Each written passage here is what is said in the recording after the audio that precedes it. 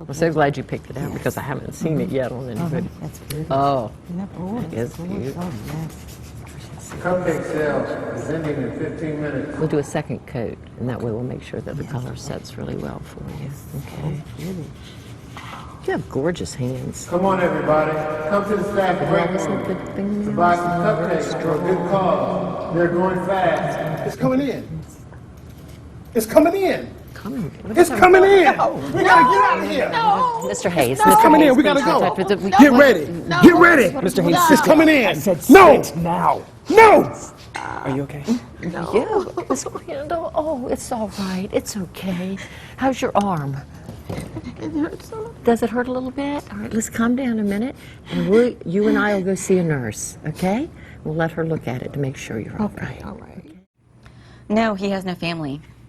I know that he lived with his wife for many years and she took care of them in their home, and she brought him to our adult day program a few days a week. I asked the manager, June, and she said that he was so far into his own world that he no longer remembered his wife, but they were getting along okay at home until her fatal car accident a year ago, and that's when he came to live here. So, no kids? Mm-mm. Okay. So when did this behavior start? Let's see.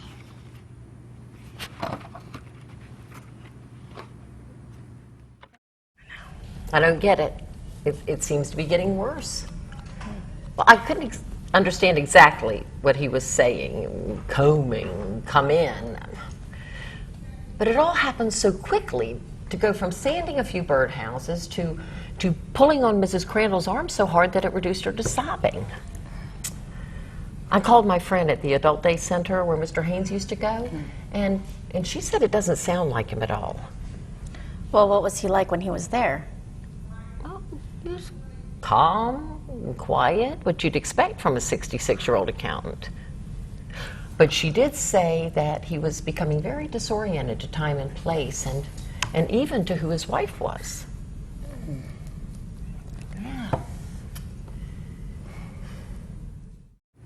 I think his behavior has been worsening with time, with no real indication as to why. Have there been a change in meds? No. Any strokes? No. Has he been in pain? No, not that I'm aware of.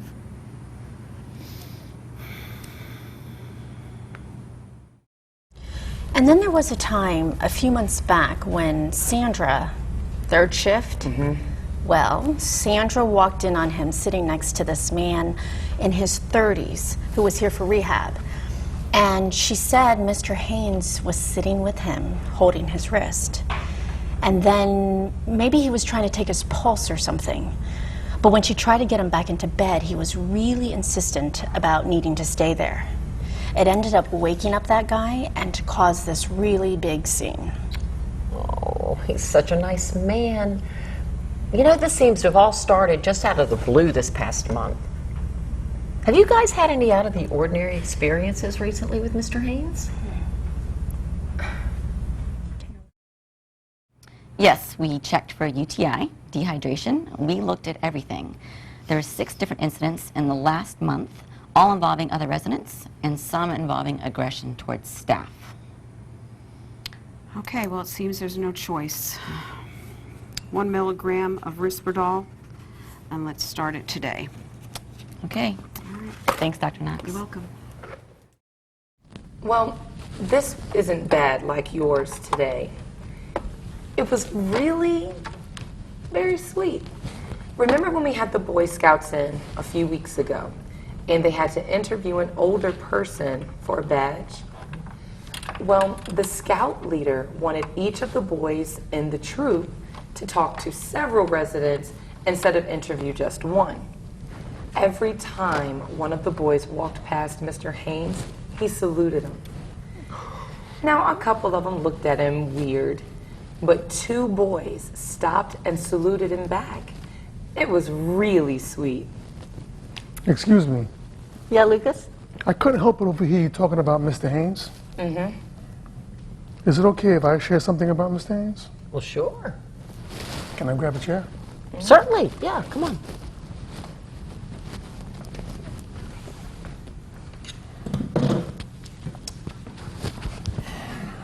Well, You know he likes to follow me around. Yeah, we've noticed. He seems to like your company. Well, yeah, I like his company too. But everything you're saying about Mr. Haynes, saluting young boys in uniform, wanting to take care of a young man and take his pulse. Even today, with they're coming, it all makes sense. What do you mean it all makes sense? One day, Mr. Haynes was helping me water the flowers up on the patio, and he got his shirt all wet. So I helped him change his shirt, and he had the exact same tattoo as my uncle. When I was younger, I asked my uncle about his tattoo. He told me it's the kind of tattoo those only medics have. My uncle was a medic at a MASH army unit in Vietnam. Mr. Haynes was a medic. Wait.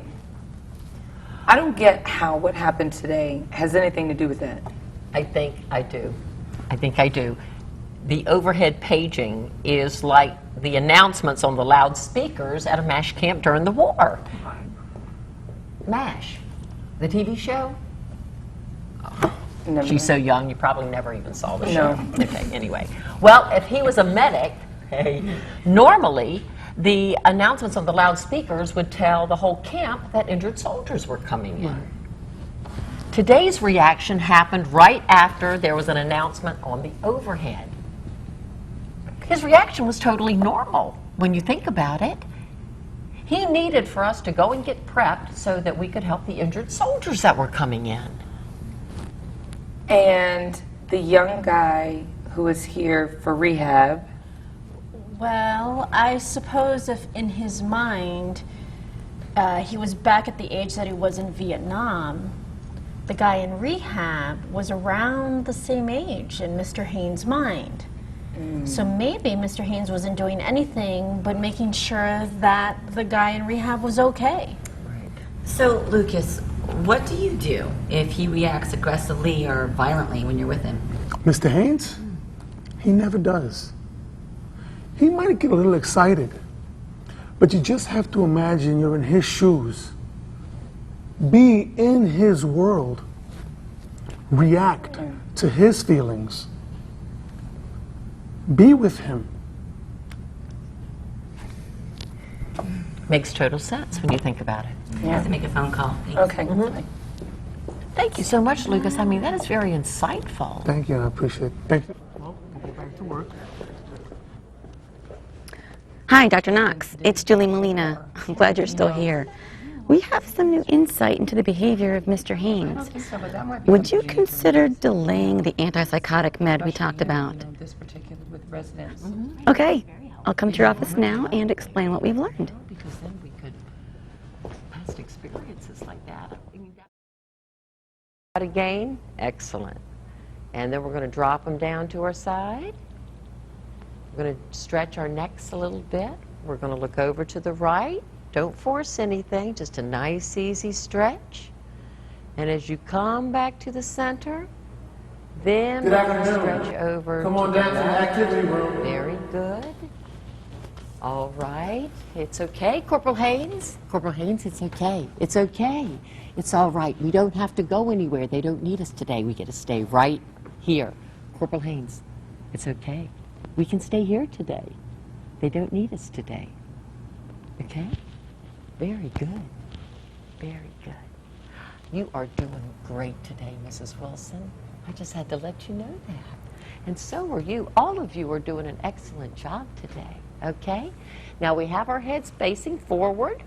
This time we're going to drop our chins down to our chest. Very good. Let the back of that neck stretch a little bit.